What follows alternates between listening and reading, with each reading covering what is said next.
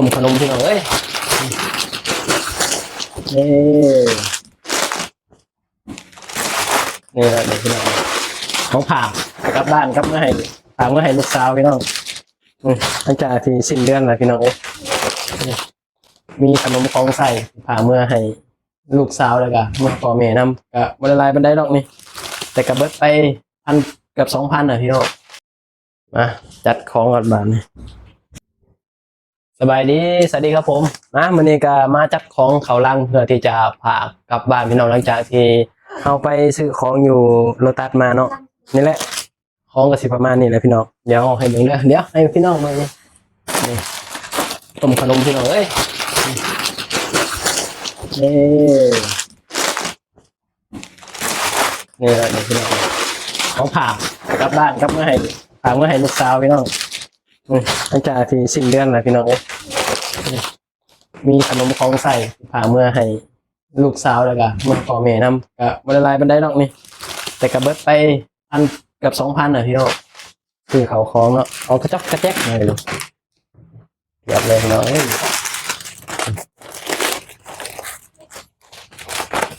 ของผ่าลูกสาวนี่พี่น้องเก็บของลังนะอันนี้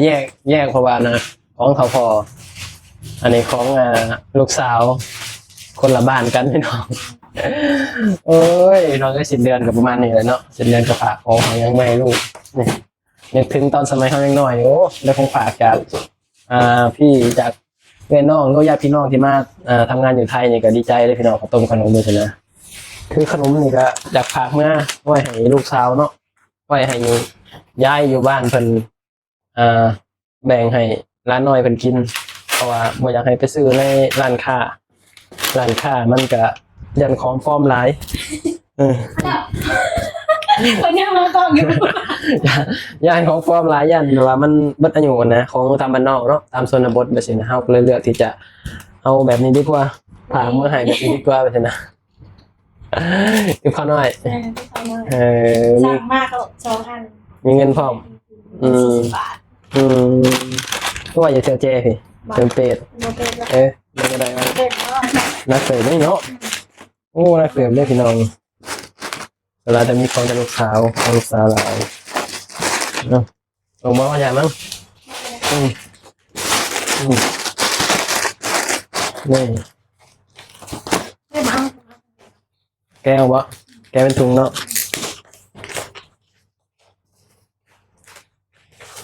ในรังหนึ่งพอดี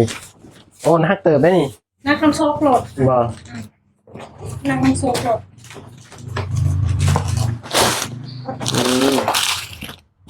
จัดในเมื่อไหร่บ่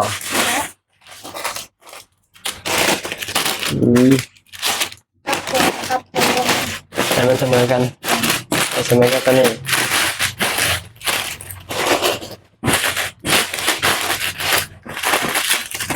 มีแต่ขนมพี่น้องแต่ขนมเนี่ยให้พี่ๆเบิ่งเนี่ยในขนมเต็มถังเลยพี่น้องบาทนี้เขาก็สิได้ทำการปิดได้บาทนี้แต่ว่าเขาสิตัดออกก่อนเดี๋ยวมันก่อนปิดลังอะไรหายังลูกไปหาลูกหายังเบิดแล้วบ่ยากันหยอกกันยุงลูกเอาลงแล้วลงมาแล้วเนาะแล้วก็ยังเอาแป้งมาทำมา2กล่องแป้งเอาไว้แล้วก็เครื่องที่เขาส่งไปนี่ก็2ต่อ3ต่อเนาะเพราะว่าลงมุกดาหารปุ๊บแล้วก็มีคนในตัวเมืองสวรรณเขตเขาขาเมาอยู่มุกดาหารแล้วนี่เขาขาเมาแล้วก็เขาก็สิกระจายลงหมู่บ้านแต่ละหมู่บ้านใช่ไหมเพราะมีคนผ่านหลายไปใช่ไหมก็แล้วแต่หมู่บ้านรถสายทางตามหมู่บ้านเลยพี่น้องรถประจำหมู่บ้านแล้วก็ผ่านลงไปของผู้ใดไปใช่ไหมก็ไปจ่ายเงินค่าของผู้ใดพี่น้องอยู่บ้านเลยเนาะนี่แหละประมาณนี้แหละพี่น้องแต่ว่าถ้าเกิดว่าเขาสิโทรให้เขามาเอาแบบว่านะมันหน่อยเนาะปกติมันต้องเป็นถุงมาลายแบบว่าอันใหญ่ๆนะมันถึงจะนั่นนะพี่น้องของฝากลูกสาวประมาณนี้ก็ได้ลังหนึ่งพอดีเลยพี่น้องลังหนึ่งพอดีเนาะไม่ว่าลังหนึ่งพอดีแล้วก็เฮาก็สิได้เอาไปผากมันให้ส่งไปมุกดาหารพี่น้องเรามุกดาหารเท่าไหร่นี่โอ้เบิ้งโอ้นักเติบอยู่นักเติบแต่ว่ากับ มันแบกไปได้อยู่ ได้ปะ แบกไปได้อยู่พี่น้องเพราะว่ามันนักตรงที่ว่าซกรถเนาะเพราะว่ารถมอไซค์ของเฮาแบบซกมันตุยเลยพี่น้องซกมันพังเลยนะก็เลยว่าซื้อซกมาเปลี่ยนใหม่สินะเพราะว่าซื้ออยู่ไทยมันบ่แพงซกแบบว่าซกรถเว็บร้อยสิมันแค่600กว่าบาทพี่น้องแต่อยู่บ้านเฮามันพันกว่าพุ่นเนาะไปถามมื้อนะไอ้ทปไปถามสั่งแบบสั่งในบ้านและสั่งในหมู่บ้านเลยพี่ว่ามันแพงเฮาก็เลยว่าตัดสินใจซื้ออยู่ไทย ตายเลย แม่นตัดสินใจซื้ออยู่ไทยเพราะว่าโชคอยู่ไทยมันแค่600กว่าบาทแบบนี้นะนั่นแหละพี่น้องแบบอยู่บ้านนะมีแต่ของแพงๆแบบนี้เฮาก็เลยว่ามันแบบมันบ่คุ้มแบบว่ามันตั้งปัญหาแล้วปัญหามันก็โชคธรรมดาก็เหมือนที่เฮาสั่งนั่นแหละราคา600อ่ะปัญหากับ600มันต่างกันลิบลิ่วอ่ะพี่น้องอีกอย่างก็สมมุติเฮาผ่าเมื่อมันก็บ่ได้เสียขนาดนั้นน่ะนะสมมุติว่าเฮาสั่งเฮาส่งเฮาสั่งแค่โชคอย่างเดียวนี่ผ่าโชคอย่างเดียวมันก็ค่าส่งก็บ่ได้หลายขนาดนั้นนะแต่ว่าเฮาก็แบบว่าได้ก็แบบได้ผากเมื่อแล้วก็ผากของผากยังเมื่อให้ลูกเลยไปสินะมันก็คุ้มกว่าไปสินะพี่น้องเฮาก็เลยตัดสินใจแบบว่าผากเป็นลังไปสิดีกว่าไปสินะมันก็บ่ได้ยากอิหยังไปสินะก็ส่งฮอดบ้านแต่ว่าก็ใช้เวลาในพี่น้องกว่าจะฮอดบ้านก็ 2-3 มื้อพุ่นแหละเพื่อลงมุกดาหารแล้วก็ต้องแบบข้ามไปลาวแล้วก็ต้องส่งต่อรถตามหมู่บ้านใช่นะหมู่บ้านไหนขึ้นมาแบบในเมืองสวรรณเขตสิแล้วคนที่เขารับของเฮ็ดเกี่ยวกับอันนี้เขาก็สิได้มาหับเอาแล้วเขาก็สิกินเห็นแล้วกินกับไรจากเฮาแล้วเขาก็สิเบิ่งตามน้ำหนักพี่น้องก็ค่าส่งก็สิหลายต่ออยู่ส่งจากนี้เฮาก็เสียต่อนึงแล้วก็ส่งอะไรกับคนที่เขามาหับเอาอยู่มุกดาหารก็อีกต่อนึงแล้วก็ค่ารถประจ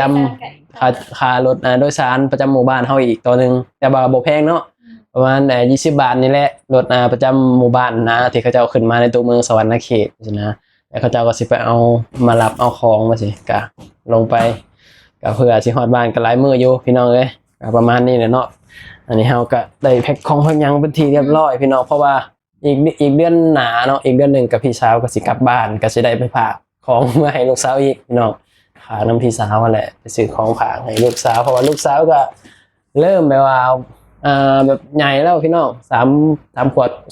กว่า3 ขวบกว่าก็เริ่มแบบฮู้เรื่องเบิดแล้วแล้วก็ฮู้ทวงของแล้วอยากได้ของโทรมาก็แบบอย่างนั้นอย่างนี้แหละพี่น้องเอ้ยลูกสาวก็ได้ฝากขนมมาให้กินหน่อยเด้อว่าซั่นต้องพากมื้อให้ปกติแล้วเฮาก็พากอยู่แล้วว่าซั่นนะพากมื้อให้แบบพ่อแม่นำพากมื้อให้ลูกนำว่าซั่นนะเอาแอบไว้พี่น้องเนาะเด็กน้อยเห็นหลายกินหลายว่าซั่นนะก็เลยว่าซื้อมาแล้วก็ไปแอบไว้ให้มื้อละถุงพอมันหนักน้ำโซกรถ แม่นนั่งน้ำสกรถ มันตั้งเป็นกิโลแล้ว สกรถปักใหญ่หนึ่ง ประมาณนั้นพี่น้องเลี้ยงเขาแพ็คของแล้วเขาก็สิไปไปส่งของกันพี่น้องยามมันค่ำเนาะคลิปนี้ก็บ่ยังหลายก็ขอบคุณหลายๆเด้อที่เข้ามาติดตามรับชมเนาะฝากกดติดตามเด้อพี่น้องเอาไว้พอกันคลิปหน้าคลิปนี้ไปแล้วสบายดีสวัสดีครับผม ตัดกล่องนะเด้อบัด